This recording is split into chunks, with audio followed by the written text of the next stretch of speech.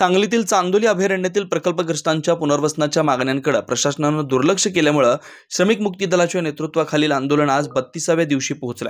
प्रशासनाने मागण्यांची दखल न घेतल्याने आंदोलकांनी मंदूर येथील डाव्या कालव्याच्या पुलावर झोळबीकडे जाणारा मार्ग बेमुदत अडवून बंद केला।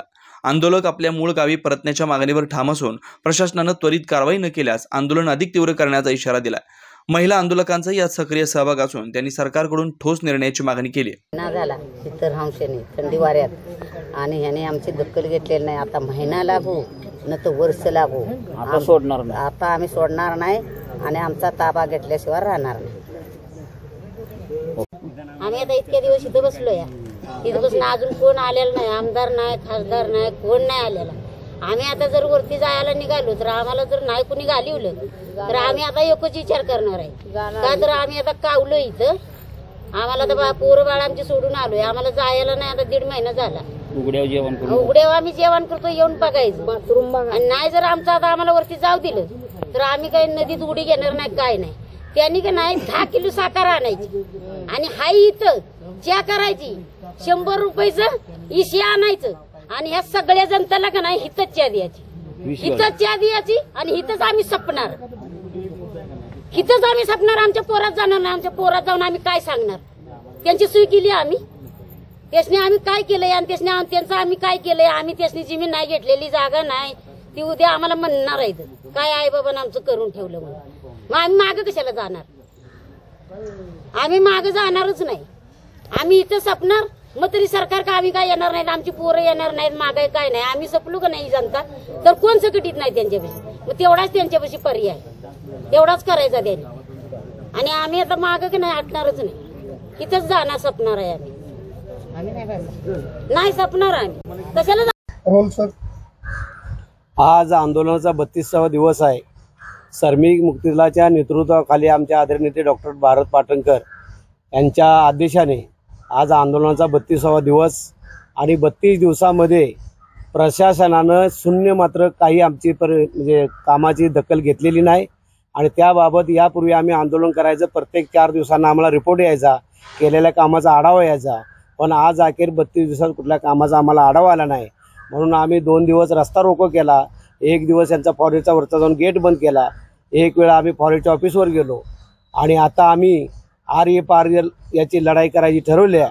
पण आमचे आदरणीय नेते उद्या आल्याच्या नंतर ज्या पद्धतीनं सूचना देतील, पण आम्ही त्यांना सांगितलेलं आहे की आम्हाला जी सूचना कलम आहे ते गेल्या 26 वर्षात आम्हाला कुणीही सांगितलं नाही, पण आताच्या कोल्हापूर जिल्हाधिकाऱ्यांनी त्याच्यावर ऑब्जेक्शन घेतलं आणि गेल्या 1.5 वर्षामध्ये चांदोली अभयारण्याचा प्रकल्प पूर्ण बंद केला आणि कामाचं सगळं ठप्प झालं आणि त्यामुळे 11 ते 14 कलम लागल्याशिवाय मंत्रालय पातळीवर निर्णय झाल्याशिवाय हे आंदोलन थांबणार नाही आणि थांबलं नाही तर आम्हाला कुठल्या टोकाचा संघर्ष करायला लागला तर तो आम्ही केल्याशिवाय राहणार नाही। आमच्या ज्या पद्धतीने नेत्याचे आदेश येतील त्या पद्धतीने आम्ही पुढचं कार्यवाही करणार आहे। माझं मारुती पाटील, श्रमिक मुक्ती दल राष्ट्रीय सचिव। आम्ही गेल्या 32 दिवसापासून श्रमिक मुक्ती दलाच्या नेतृत्वाखाली या ठिकाणी आम्ही लढा करत आहे, हुतात्मा स्मारकामध्ये मंदूर या ठिकाणी। पण आमच्या मागण्या मोजक्या 6 मागण्या आहेत। एक आमची मागणी महत्त्वाची आहे की 11 ते 14चं कलम लागलं पाहिजे। दुसरी मागणी आहे फॉरेस्टनं 215 हेक्टरला जवळजवळ 15 ते 16 वर्ष प्रस्ताव प्रलंबित ठेवला आहे। त्याच्यानंतर 318 हेक्टरचा जमिनीचा प्रस्ताव प्रलंबित ठेवला आहे। लोकांचा घर बांधणी 1,61,400 रुपयाचा विषय आहे। लोकांच्या मूळ गावातील चुकलेले गट नंबर, चुकलेल्या ताली आणि चुकलेले फळझाडं याची सुद्धा मोजणी झाली पाहिजे आणि आम्हाला उदरनिर्वाह भत्ता 400 रुपये महिन्याला देत होते।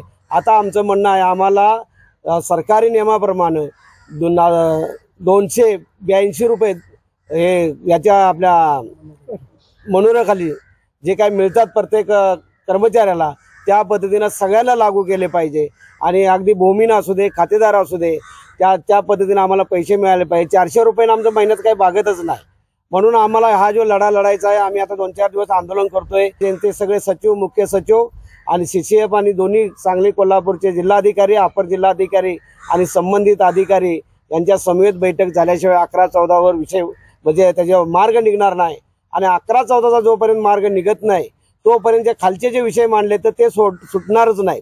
म्हणून 11-14चं कलम लागू झालं पाहिजे आणि ते कलम लागू होण्यासाठी आम्ही RFRची लढाई लढणार आहे आणि उद्याच या ठिकाणी आमचे नेते डॉक्टर भारत पाटणकर या ठिकाणी येत आहेत आणि ते आल्यानंतर पुढील ज्या पद्धतीने दिशा सांगतील त्या पद्धतीने आम्ही मार्ग स्वीकारणार आहे.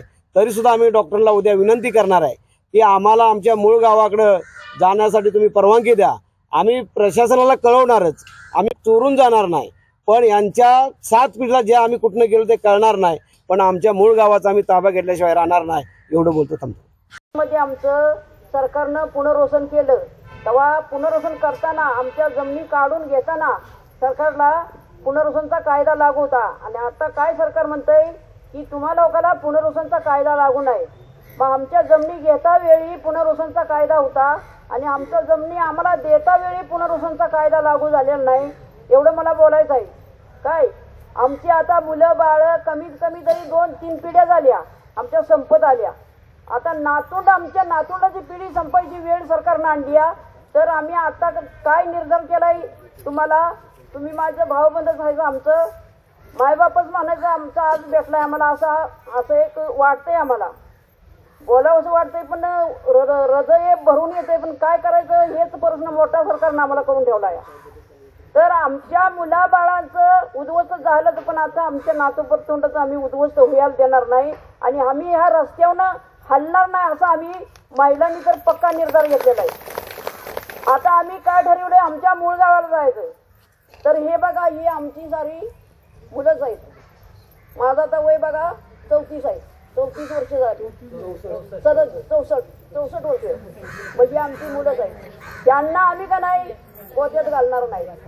आम्ही जेवढ्या महिला आहे तेवढ्या आम्ही वर जाऊन आम्ही काय त्यांचं जंगल तोडणार नाही, त्यांचं काही नुकसान करणार नाही. फक्त आमच्या मूळ गावी जाणार आणि आमचं हक्काचं आहे तिथं बसणार आणि आम्ही तिथं काय आमचं जे आम्ही जसे पहिली कष्ट करत होतो तसं आम्ही करून खाणार. हे जर दखल घेत नाही तर आता आम्ही शेवटचा निर्णय बघा हे घेत आहे. शेवटचा म्हणजे अगदी टोकावत्याने आम्हाला निर्णय आणलाय. आज आम्हाला 35 दिवस का किती झालं इथं. मग एकही माणसानं सरकारी कर्मचाऱ्यांनी एकही इथनं येऊन असं वाकून तरी बघावं ही लोक का रस्त्यावर उतरलेत. बरं आम्ही काय आदिवासी नवं, आम्ही काय वाद करणार नवं, आम्ही काय झगडणार नवं, आम्ही काय कोणाची मोडतोड करणार नवं. आमच्या नुसती पोटाला भूक आहे म्हणून आम्ही मागायला हवूया आणि ते बी आमचं त्यांनी घेतलंय. त्यांचं आम्हाला नको आहे. आम्ही म्हणत नाही की आम्हाला तुमचा बंगला बांधून द्या, गाडी तुमची मोटर कार असेल ती द्या, काय करा हे आम्ही तसं सांगत नाही. फक्त आमच्या पोटाला भूक आहे तेच आमचं घेतलं तेच आम्हाला परत द्या. त्याच्यासाठी आम्ही झगडायला लागलोय आणि हे झगडणं आम्ही पूर्ण केल्याशिवाय त्या मंडपातनं आम्ही बाहेर जाणार नाही असं आम्ही पक्का निर्धार केलाय. त्या महिला बंधू भगिनी आहेत ह्यानी पक्का आम्ही निर्धार केलाय. बाकी आमच्या लेकरा बाळाला आम्ही आता आजूपर्यंत काय झळ लागाय देणार नाही हे बी त्यांनी ऐकावं. द्यायला तुम्ही पत्रकारांनी बी त्यांना जाऊन पोचवावं आमचं एवढी विनंती करते आणि थांबते. धन्यवाद.